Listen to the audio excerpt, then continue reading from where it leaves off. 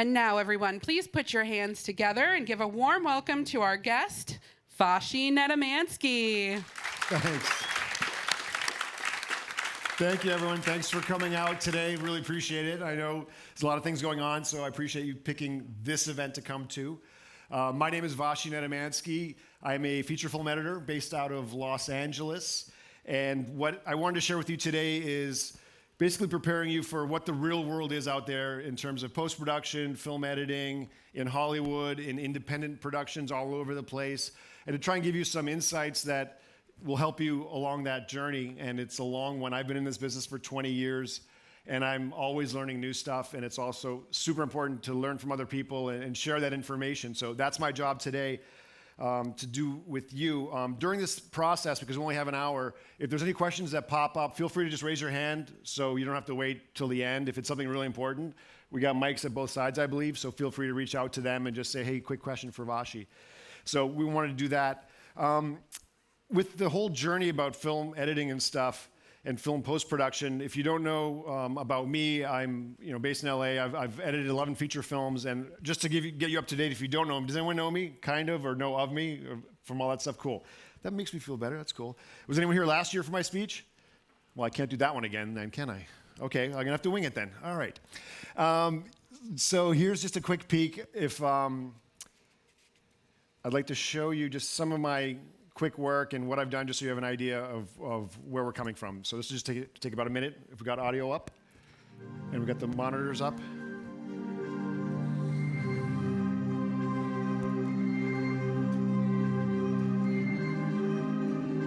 And I'll just talk through it because while we're doing this, the future of post-production and everything is going to be going towards higher capture, capturing things at 6K and 8K and now even more. And so we have to build these workflows, these pipelines to be able to handle that stuff and be able to coexist within our team, right? So everyone has to know it's not only the mechanics and the technical side, it's the creative side, everything's internalized. Oh, Sharknado 2, I edited that. That's the chainsaw, that's my favorite scene. Very nice, very fun. Deadpool was another project. I created the entire post-production workflow for it and had to train 5 editors that had never used Premiere Pro before we started. So they were all using Avid, and then the director chose to use Premiere Pro and After Effects to do that, so that was exciting. And then recently I cut the first feature film that we cut natively in 6K, meaning we took the red files, edited that right in the timeline, which is nice sometimes for a short film or for a music video, but my first cut was almost 3 hours long, and it was all one timeline of 6K red files. So that was a huge challenge, and again, trying to figure out how to beat those challenges. Filmmaking is always problem solving, and it's really cool to be able to do that at any point. So that's me, that's my name, that's what I do, and that's just a quick overview of that. Now with where we're at today, I've been working on something called Big Ned. It's a documentary about a hockey player, the first hockey player that defected from Czechoslovakia during the Cold War, which is way back when, and ended up playing the National Hockey League. That person's also my dad, and he was just inducted into the Hockey Hall of Fame this last couple months ago in Toronto. So it's the highest honor you can get for a hockey player. And I know that the Hall of Fame here is super important to everyone at Full Sail, and that's it's an amazing acknowledgement of someone's career, someone's accomplishments, and what they're doing. So I've been working on this documentary for 4 years about his life and his journey, and I'm using that as kind of a template to show you workflows that I used on Deadpool, on Sharknado 2, on Gone Girl that they used there, and how to approach, especially when you're dealing with hundreds of hours of footage, right?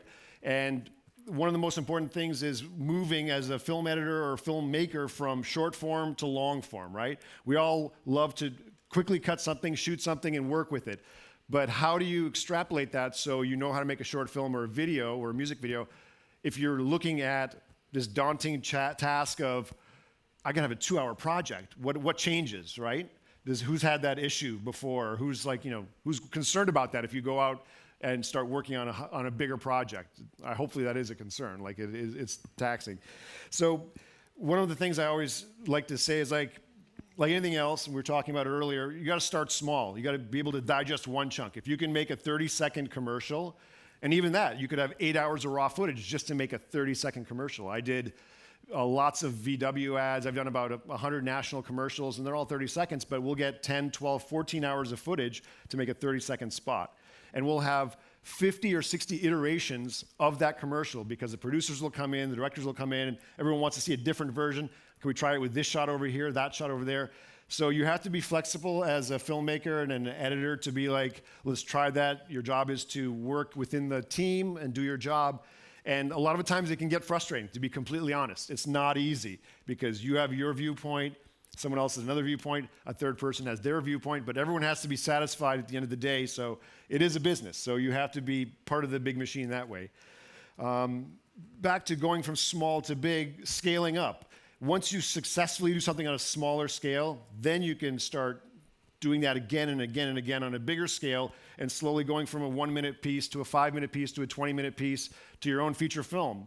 So being able to scale up is really important. And then again, that tackling it one piece at a time is really critical. And finding something that, some part of it that's really, that you connect to is something that I always find really, really works well. One of the things that we talk about when we're editing and you're given all this footage and you have this script and you go, okay, where do I start? Let's start on page 1. That's not usually sometimes the best thing to do.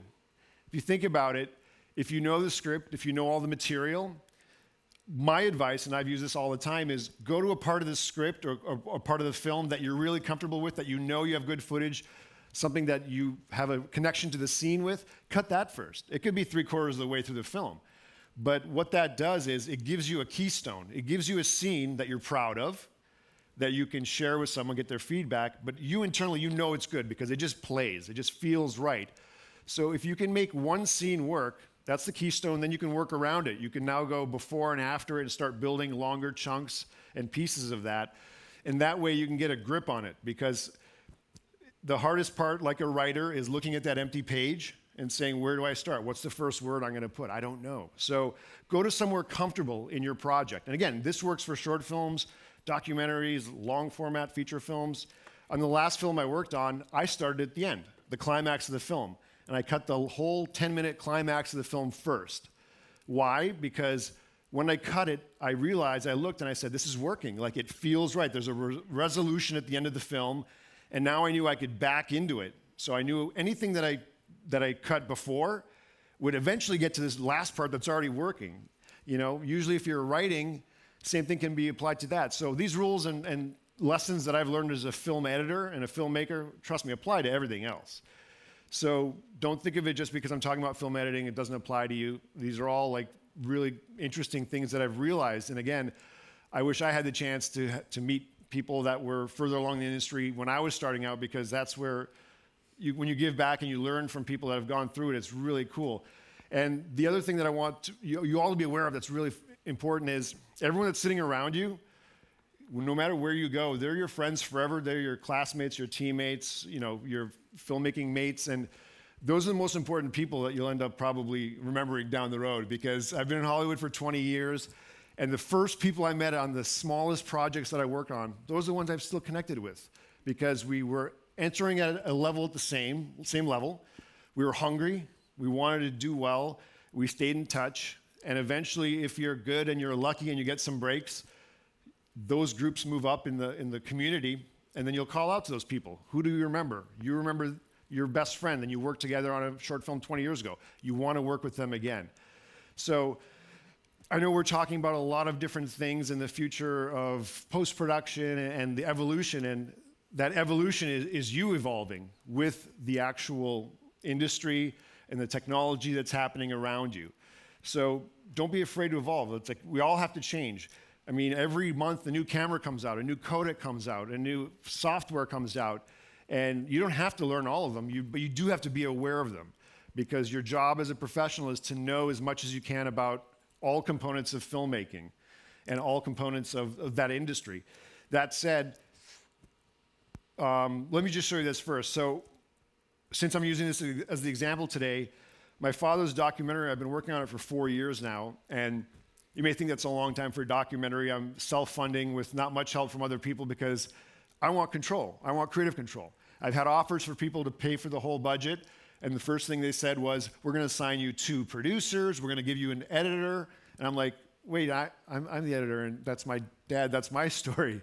Can I cut it? Oh, no, you're too close to this subject matter. You're going to need an editor to work with you and cut it for you. I'm like, I don't like the sound of that. And I don't think anyone would want to give up their personal story because they just got money. I mean, if that's your choice, great. If not, it wasn't my choice. And the other thing was, because my father was born in Europe, they said, we're going to send some producers to Europe with your crew to go film some stuff and whatever. And I said, well, do they speak Czech, Czechoslovakian? They go, oh, no, we'll hire interpreters there. And then you slowly start seeing where that budget that they want to give you, where it goes. It's not going to me, it's not going to the project, it's going to the people that they want to hire and have control. So again, 4 years is not a long time. I was watching the Oscars and they were talking to the documentary nominees, and they asked them all, how long have you been working on your film? One said 7 years, one said 10 years. You know, it's a long process, and to get it right does take time. And if you have time and you have the energy and you're hungry, then you'll eventually conquer it. And I'm still doing that now with my project. My dad, who might be watching right now on the live stream, we're almost done. I promise I will get it done soon, because it is, you know, it's a struggle. But just to give you a better idea of the project and his story, 4 years ago I created a trailer, and I didn't have interviews. I didn't have any kind of footage shot yet, because the goal of this documentary is to use all archival footage and to put you in that moment, to put you back in the 70s, in the middle of the Cold War, in the 80s, and to surround you with the vibe of what the culture of the political culture was back then, the cultural culture, and the risks that you have to take in that system. So let me just share this with you. It's like a minute and a half, just a trailer for the film, as if, you know, no one knows what it's about. Here's a little look into it. If we can have the audio up, please.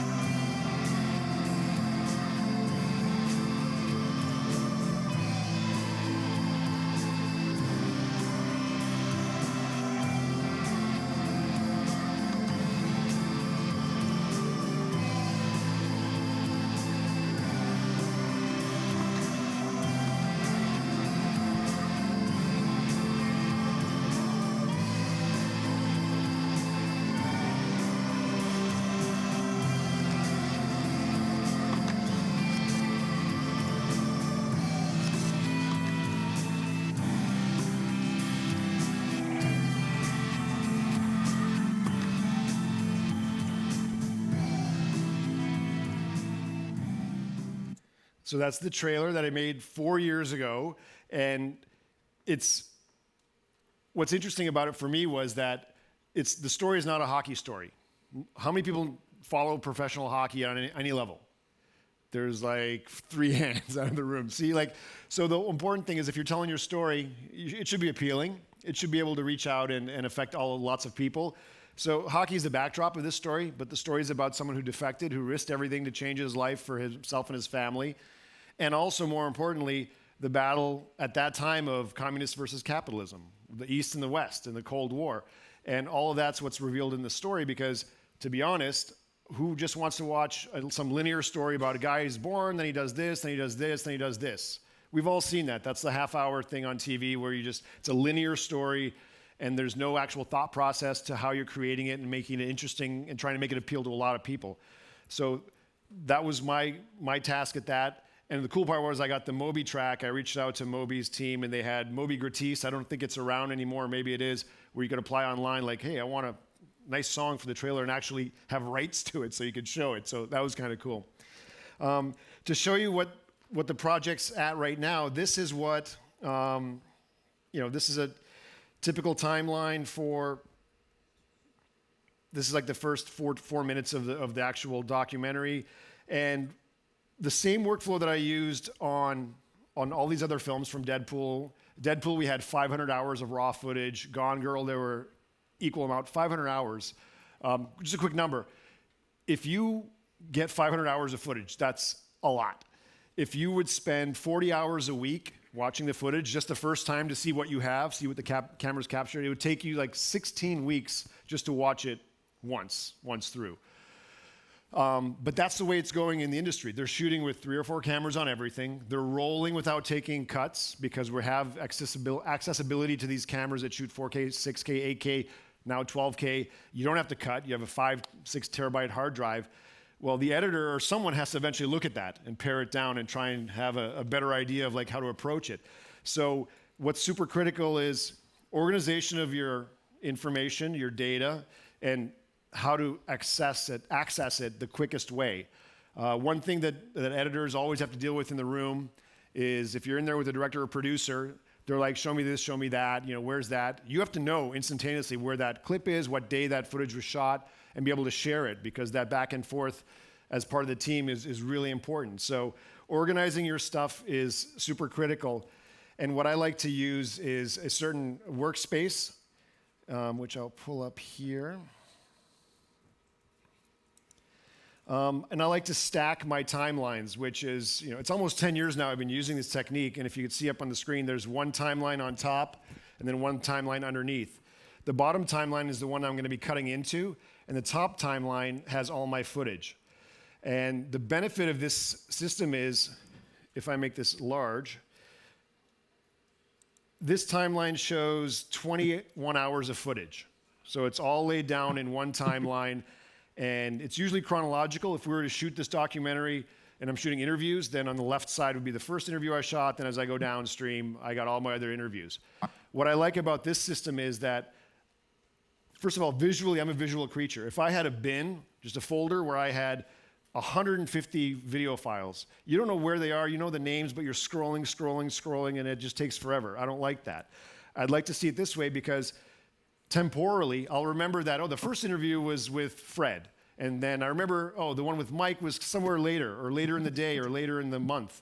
So I would go down the timeline so I can visually associate when I shot something to where it lives in a timeline, and I can quickly go and find it. The other thing that's really important is, if you notice this markers column right here that I use, every time I leave a marker in the timeline where whatever footage I'm working with, it's represented on the left side here, and I can make my notes. And this is all searchable. So it's basically the combination of metadata and the actual footage in the timeline. And so I can scroll through here and I see that, 1922 goalie. If I click on this, I see the video for the 1922 goalie. Who's this dude? I think it's a still. But with that much information, and my documentary has 120 hours of footage, which is a good amount. It has to be controlled and maintained. So again, what I'd like to do is the combination of my timeline here. Let me get rid of that. And the markers. So those go hand in hand. It's also searchable. So if I go on the top and I search for anything that I've tagged as I've logged it, then it all shows up here. The other benefit of this system is, if I have all this footage, I can just grab a clip on the right side. And I'm sure your instructors have been teaching you this, and it's something I learned 10 years ago, but everyone I show it to, and even, I've worked with about 50 other ACE editors. And I'm lucky enough, last year I was asked to join ACE, which is the American Cinema Editors. It's not a guild, which a lot of people think, it's a guild, you got to pay money and you pay dues and you have this. It's an honorary society of editors. You have to be invited to join, and the main goal of this society is to promote the education of filmmaking, of film editing, and the whole process.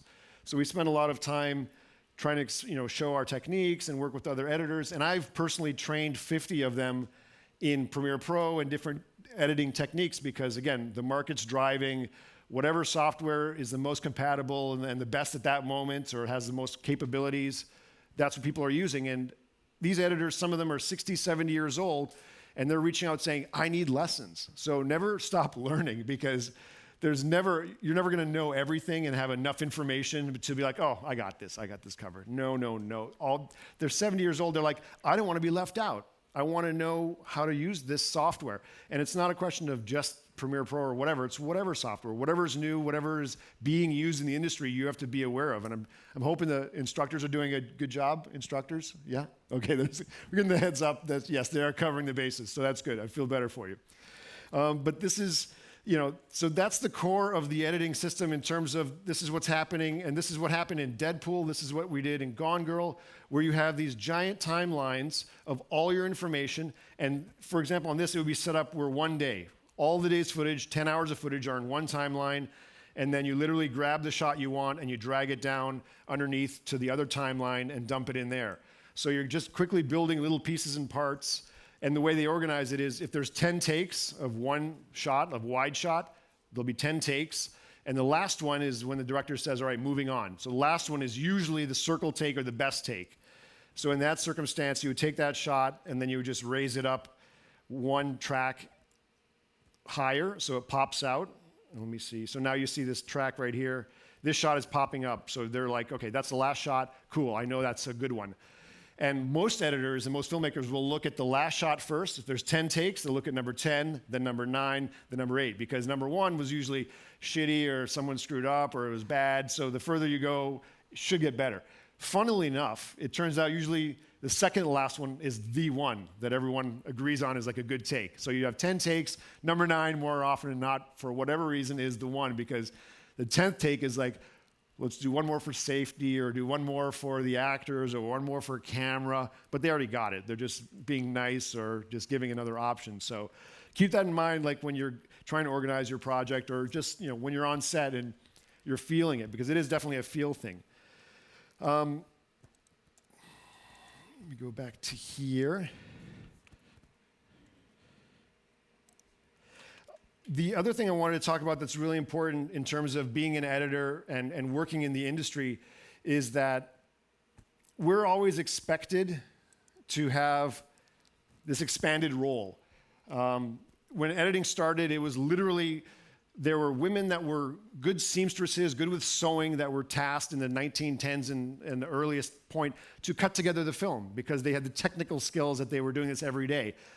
And then eventually, film cutting became more prominent and everyone started cutting, but the women were always, my favorite films are always cut by women for whatever reason, and there's this ingrained natural heritage, and now obviously everyone's cutting, we're all using different things, but in the starting point, editors only cut film, they would just take one piece and cut it next to the other one. There wasn't even sound yet, so you just had film strips and film strips. Then sound came in, you had 2 layers.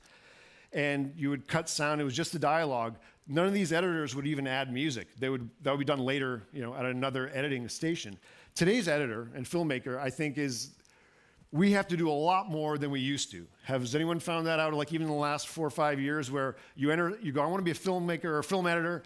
All right, I'm just going to cut picture. Okay, this shot goes to this shot, and this one said this, and someone said that. Well, now, and I'm sure you're experiencing it as well, in my world, I have to show a cut of a scene that's 10 minutes long. I have to cut sound, picture. I have to put in music. I'm putting in sound effects. If there's a bad shot that's color graded or it's out of whack, I got to adjust that shot, color grading. So I'm now doing the job of 6 people, and when initially I was like, I'm just cutting picture. I know feature film editors now that are the highest level that just go in and cut picture. They say, all right, I want this shot to this shot, and they're not even on the computer. They have an assistant that's cutting physically for them. They're like, all right, cut now, go to that shot, let's try that one. So, if you get to that point, it must be a nice day at the office because the days are getting longer and longer, and that's the reality, and it is a grind, but definitely a lot more is being asked of us, and if you want longevity in the industry, then you have to branch out and accumulate some of these other skills that you may not have thought were associated with your job at the beginning. So having a larger skill set will make you more valuable. You'll be more valuable to the team, and ultimately you'll be more rehireable, which is, I think, one of the ultimate goals. Someone asked me, what is your definition of success in filmmaking? And dramatic pause. Oh, I'm talking so much. So my definition of success is literally working on projects that I love, that I feel good about, working again with people, getting rehired is a sign that you're doing something right. You don't have to be the most skilled, the most talented, the most knowledgeable, but if you can work in the room, if you're someone that you want to be around, people want to work with you, you're a hard worker, you contribute when you can, you do your role, those are the qualities that producers and directors want. Those are the people that hire you. And if you want a long career, then, I'm not saying you have to do that, like, fit that mold, but I think most people want to be around nice people when they're working. When you're working 18 hours a day, you don't want to be around, people that are mean or, bad words, whatever, assholes. So we don't want to be around those people. And those people get one job, but they won't get the second, third, and fourth. So always remember that the biggest, oh geez, a little crashy crash. But just remember that it is important to work hard, to be likable, and fit within that system, and just do your job. The other thing is, I was also a professional hockey player for 10 years, like my father. And one of the most important things I learned was that on every team, and this goes across all sports, there's roles, right? Hockey players, you have fighters, you have goal scorers, you have grinders or defensive players. So if you're a goal scorer and you're like, I just want to fight, I want to, help the team and be strong. Well, once you start fighting, you're in the penalty box, you can't score. You're hurting the team. Fighters will often score a couple goals, and they're like, oh, now I'm a goal scorer. This is fun. I get to go, play hockey. And turns out when you're not doing your job, then that's when you hurt the team and everything starts falling apart. So it's important that, yes, you have your role. As long as you accomplish your job, you're part of it first, then you can go on and do other things. But always take heart and always make sure your responsibilities are taken care of. The other thing that you should be expecting in the industry when you get out there is that definitely being on time, all these little things that, again, have nothing to do with a classroom or a school book or anything like that, those are the intrinsically most valued by people that you work with. Being on time, being open, being honest, giving feedback, not overextending yourself, not trying to worm your way into every other conversation and giving your viewpoint. No one cares what you think most of the time. When it comes to your job, yes, they care. But if someone's coming over into your office and saying, you should try this and flip this around, that's the last thing you want to hear. It just makes people, off-put, and you don't want to get into that situation. So back to the documentary real fast, because again, it's the process. When you're making a documentary and you don't actually have footage now, and I didn't want to film a documentary of my father where he's on camera, a whole bunch of old white guys sitting around telling stories about the past. I don't think that's interesting, to be honest. So I went into the Hockey Hall of Fame, which is in Toronto. I went into their archives, and I found footage of my father and all his teams and stuff from the 70s and 80s that have been on the shelf for almost 50 years. And I took them out. They allowed me to take it out. I scanned it at 4 and 5K in Toronto at a place called Frame Discreet. And I was lucky because that was the first time the Hockey Hall of Fame let that footage out of the archives. It's all air conditioned and whatnot. And I said I wanted to have a look of that era, and what a better way than to actually get this footage. So I found 30 or 40 hours of this footage. And the 70s are a different time. Hockey was a different time. Hockey looked and sounded different. And there was an original song that they wrote for this little ad for the league that he was playing in at the time, which is called the WHA, the World Hockey Association. And I just wanted to run the clip that I found, that I pieced together from the Hall of Fame, just to show you a flavor of what it looked like back in the 70s, a different time.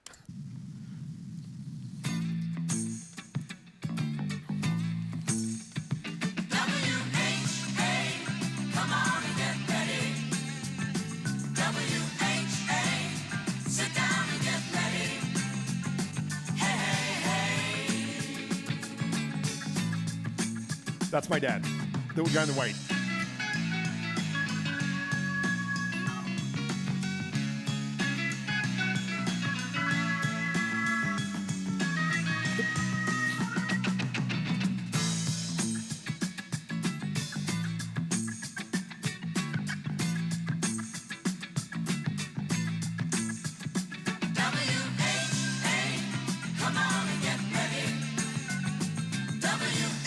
Guess that goalie has no helmet or mask. They're just mutants. They're just insane.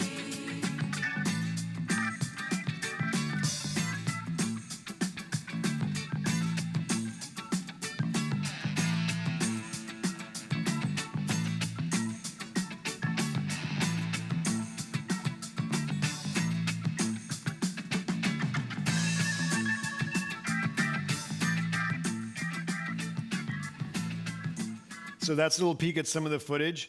And it's amazing because a lot of it was shot in, most of it was shot in 16 millimeters, some in 35, but a lot of it was slow motion, which obviously today we have to fake. We have to try and slow down stuff, and we get the artifacts, and you want to slow clip down. But they shot everything, I know they were shooting at like 96 or even 120 frames, more or less. So it's a nice peek into a different world where when I have my interviewers talking in my version of the film, they're talking over the footage of themselves when they were young, which I think is a lot more appealing than just seeing them sitting down talking to the camera.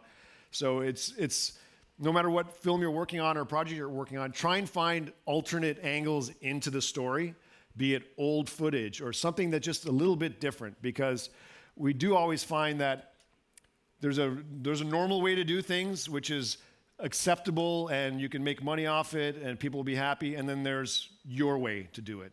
And your way should be another angle into the story, another angle into the narrative, and there's no limits. Like, you could tell a story a million different ways, and that's what an editor does. There's no rule on how it should be cut. It's non-linear editing for a reason, Go at it from any way you want. That brings me to some of these editing tips. I was here before, and I didn't get to bring out a lot of these because we had so much else to talk about, but I wanted to. These are things that I've taken away over the last 20 years that I hope will help you in the future as we move forward. 10 filmmaking lessons I wish I knew when I started out. And we've talked about some of them, but think team first, individual second. Your first goal is to be part of the collective, to be part of the unit that's making the final product. You all have your skills and best abilities that you can bring to the project. Focus on that first. Then if you have time, work on something else. But try and figure out what is the best way to do the job that you were hired to do. Be proactive in your tasks. No one wants to walk in and see someone doing nothing, right? We all have more than enough things to do, but you got to jump on them. You should never be waiting to be given instructions, right? So we all have, again, editor, assistant editor, other assistants. If you're not doing something, then you're not doing your job. If you're an assistant editor and you've sunk all the footage and everything looks great and the bins are in there, start cutting a scene. Start doing something else. Contribute. Don't just wait there, because I don't think, in 20 years, I don't think I've ever had time during my day to not be working. But jump on things when you can. Get ahead of the curve and be ready, earlier. Don't burn your bridges. As a professional hockey player myself, I had a very physical and aggressive job, and you could handle situation on the ice with your stick or your fist or whatever way you want. That doesn't work in the edit bay too often. I don't get that opportunity to get in a fight with my post supervisor or the director. Again, I don't think I'd have too many jobs if I did that all the time. So if you're gonna burn your bridge, then it's gone forever. It's a very small community. Okay, Hollywood seems like a large, it's 10 million people, but the people in the industry at a high level that are working on projects that you'd want to work on at a film studio, at Netflix, at Amazon, at wherever, everyone knows each other. So if you burn a bridge just because you're pissed off and you want to let someone know how you feel, well, that could be forever. They could be an assistant like you. Next year, they're working at Netflix as a post supervisor. Then they're running Netflix. You think you're going to get a job there because you burned your bridge? So be careful. Pick your battles. Same kind of thing, but if I'm an editor and the director asks me my take, I'll tell him my take. I say, I really think we should do this way. And the director's like, no. And I come back, no, you don't understand. Like, if you saw it like this, and if you saw it with my eyes, you'd understand. The director's like, no. Pick your battles. If you do that every day, the director's going to be, or the producer, whoever, they're going to be pissed. They're going to be like, I don't want to hear it from you. Just cut it. Let me see it. We'll talk about it later. Don't keep going back for more and more and more. So pick your battles. Take the temperature of the room. We all like to walk in and be excited and happy when we, get to work. Sometimes the director or producer, or even yourself, you're not in a good mood. That happens. That's normal. That's life. This is what we're dealing with. You don't leave the problems just because you leave the house. So if you walk in and you're all happy, and everyone else is glum or grim for whatever reason, just realize that and just bring it down a little bit. Just try and fit in. Again, take the temperature of the room so you're not overextending and trying to make other people uncomfortable. Follow the chain of command. Again, there is a pecking order. There is things that you need to do. And this basically just means be accountable for your responsibilities. Do your job to your best of your abilities, but just make sure your job is done before you go off and do something else. Because we'll always someone will come and check on you, and you're like, did you do your job? You're like, well, yes, but it's kind of, it's almost done. Just do it. Don't go off to something else until that's done. Know your role, own your role. Again, I know it's like cheesy, but like literally be your best you, Like you're hired for a reason. Embrace it. Show them that they made the right decision, and then try and build off that. Approach challenges for new angles, definitely. Again, like that narrative, how do you want to look at something? Come at it from a different angle.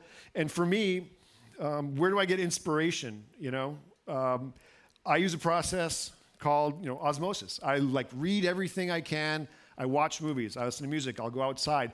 I'll eat different flavors of food. Everything that I'm doing is I'm absorbing into my body, and it's being cataloged and put in different compartments in my brain, right?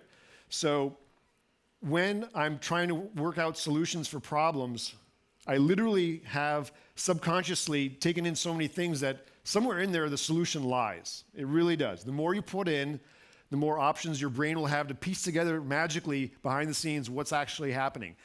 And I think a lot of us, myself included recently, I don't do enough other things that are not associated directly with our job, that something new, if you've never been to an art museum, go to an art museum, look at things. Who knows what's going to happen? But I'm saying whatever you put in is going to be there for you later. And that's a critical thing, because if your library, your library of your knowledge is small, then your options to solve problems are smaller. So absorb. Your brain can take in everything. It's has the most capacity of anything on the planet. I've never exhausted it yet. I've tried, but it's, we should always push the boundaries, but it can take in a lot more than you think, so don't worry about that. And lastly, on this one is good enough is not good enough. Good enough is good enough for whatever, yourself or whatever, but I've always been challenged. I go somewhere and what I thought was good enough wasn't good enough, and then I bump up my bar, and now my bar is up here, because for yourself you can set it low, but you're going to meet people that do it better and better and better, and you have to be ready for that. Always be bumping it up. This is, I find, critical. Again, applies to editorial, but applies to everyone. You should be working on your editing skills and your technical skills, but it is as important to work on people skills and your situational management skills, so you're someone that people want to spend time with during the process, right? That's self-explanatory, but a lot of people, they don't apply to that. They're like, I'm talented, I'm going to do what I want. Everyone will see how great I am, and I'll just get awesome jobs. Again, that might work once, but after that, sorry. One thing that, as an editor, again, when we're talking about managing huge amounts of ideas and footage and concepts, this is the quickest way for me to break down into sizable chunks what I'm always thinking about. So the 6 components of, Q&A? Yeah. So the 6 components, I'll leave you with this, is the shot. The shot is that one moment that just, whatever happened, that one individual shot. The moment is a couple shots put together where something transpires. The scene is several moments put together where something moves forward and actually happens. A sequence is several scenes put together where you're starting to feel trends of motions, of happenings, and things are changing and you can feel it. A reel is a technical term for about 20 minutes of a film, because back in the olden days, okay, we'd have 20 minutes of film and audio on one chunk, and that was a max, so you'd call it a reel. And the film is a film would be 5 or 6 reels, which would make it up. So when you look at a film and you try and break it down into these components, it gives you a little bit more manageable idea of what you're dealing with. Because if you look at a film as one huge monolith, that's a lot to tackle. This helps you break it down. I do have one last thing to show, which is the basic of everything, what we're talking about in terms of one word. If you want to have a long career and you want to be successful, then this 1-minute video with one word and no dialogue explains it to me. I cut this a couple years ago, and it always resonated with me, and hopefully you feel the same way. So if we can have the audio up, I'm going to show this 1-minute clip.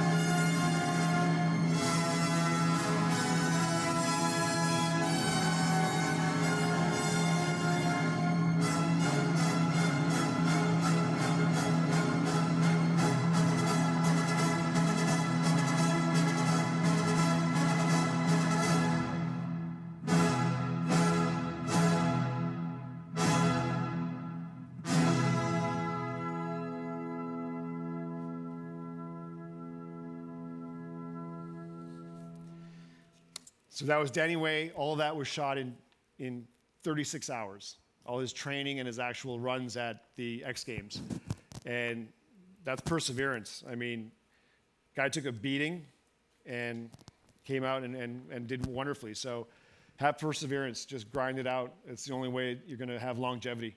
So that's an overlook on everything so far. If we have any questions about any of the process or what the real world's really, what the real world is really, or what's going on out there, feel free to jump on a mic or ask anything you want. Who's got the Hi, Vashi. Hi. On? Am I good? Yeah. Okay.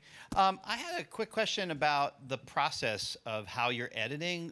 Speaking to students that are developing sort of their own style right now, but then about how long, once you're kind of out there and taking on a job here and there, how does that process kind of shake out where you have this really detailed layout of how you work? So about how long does that take and what's the process like? Sure. Again, like it's always evolving given the parameters of how much footage there is, what you're working with.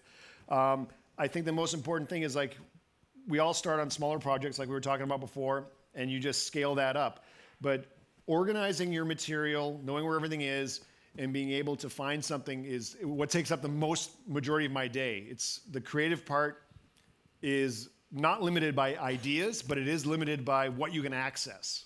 So if you have a huge bag of stuff and you don't know where anything is, then it's going to take you a long time to find one thing that you're looking for. So I think you'll get closer to the finish line if you stay organized. And it's the hardest thing because you want to get in there, you want to start cutting footage, show someone, look, isn't this cool? Doesn't this play great? Isn't it awesome? But you're only showing them one version because you only played with 3 or 4 shots, right? So it may look good, and asking for your friends or anyone's or your teacher's advice, they'll tell you, oh, it's okay, but try and look through every option before you choose something that you're going to show to your fellow students or your teachers. You don't need to get a pat on the back every day. You're not going to get it in Hollywood or in the real world or on major feature films or TV shows or anywhere. No one's going to come over and say, oh, that's great, nice work, that's a great scene, oh, yay. They don't have time. And what happens is you'll turn in an episode, like a TV show I was working on, The Good Doctor. The editor, check this out, the editor does the cut, right? It's a 50-minute show, 50 minutes or 48 minutes. Editor does the cut, director comes in, gives notes, the editor has to make the changes. Showrunner comes in, looks at the director's cuts, makes more changes, editor has to make those changes. Then it goes to the studio, I think it's CBS. CBS sends notes, editor has to make those cuts. And then it's like 5 gatekeepers by the time it airs, and there's a cutoff point. I have the most respect for the TV editors because they have a deadline.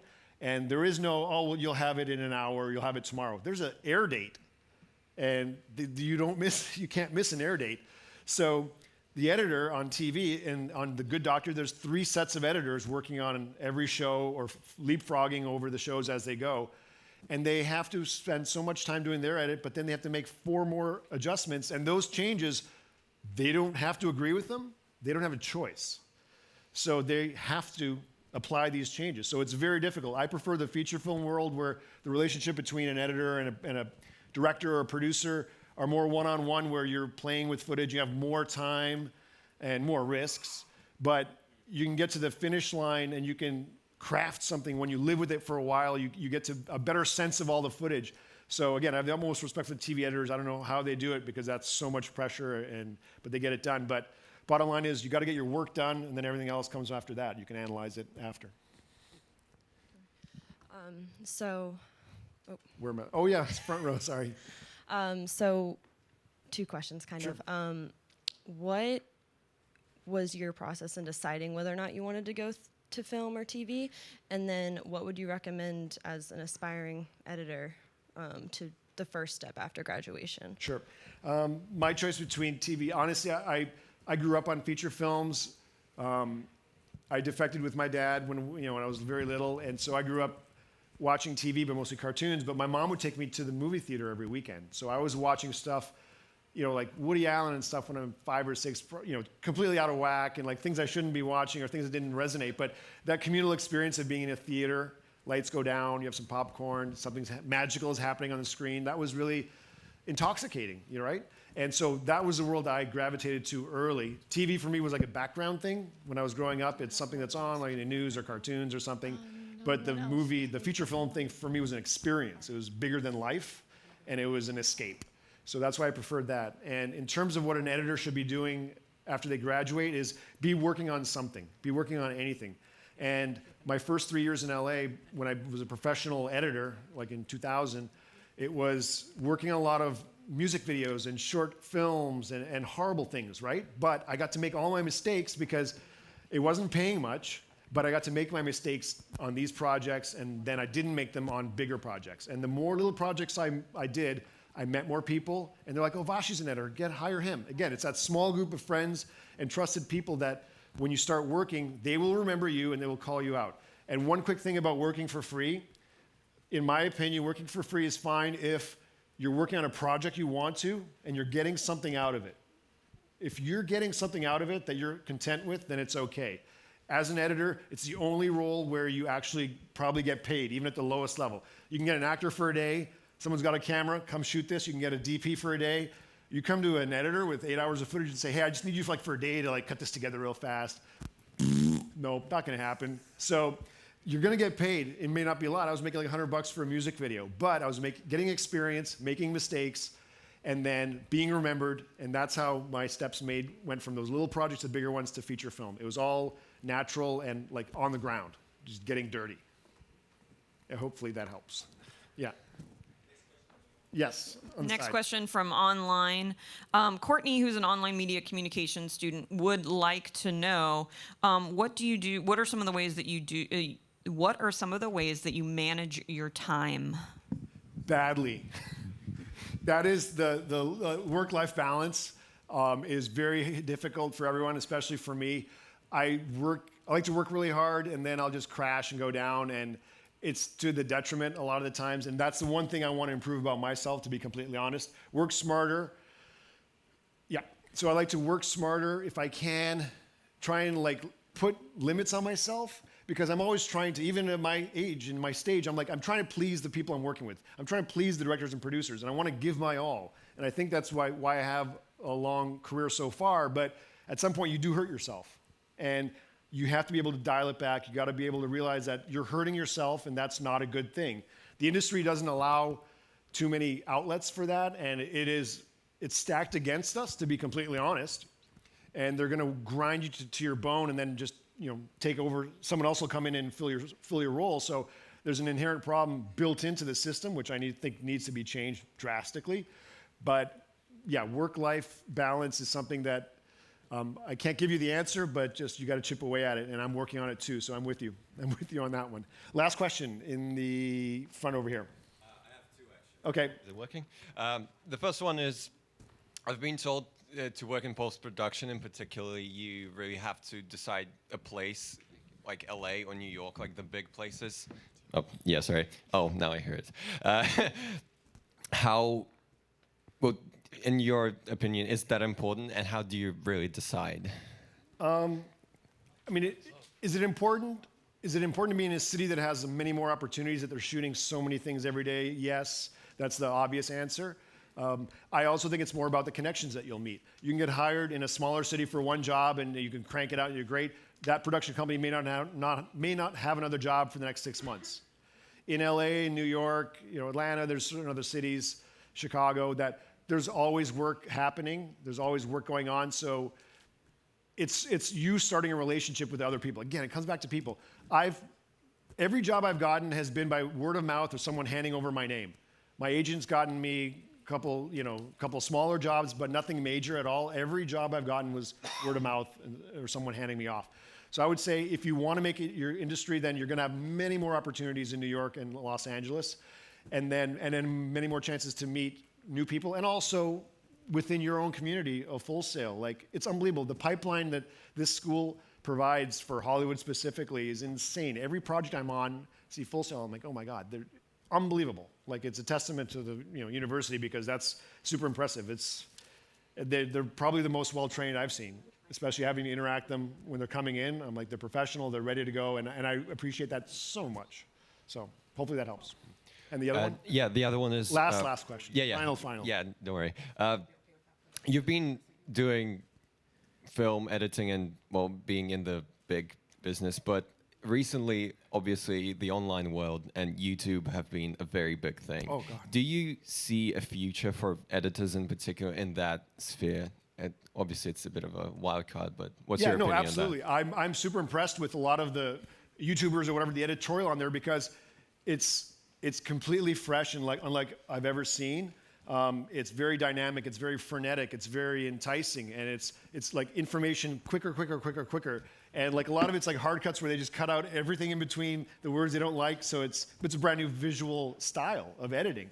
And I've seen that translate into feature films already, where they're just like hard cuts. They're like, screw it, just hard cut, let's just jump cut. I don't care, because it's a response to, now that that's in the visual language, it's accepted. So I guarantee that YouTubers are driving editorial style and selections, and also, you know how much, I don't know how much, but I know they're making a lot of money. You have to have a voice, you have to have a specific style, and you have to have content that's interesting, but that applies to both online and to feature films. So they go hand in hand, and I think they're merging. They're becoming closer and closer now with Quibi coming out and all these other options and platforms that are going to be providing content.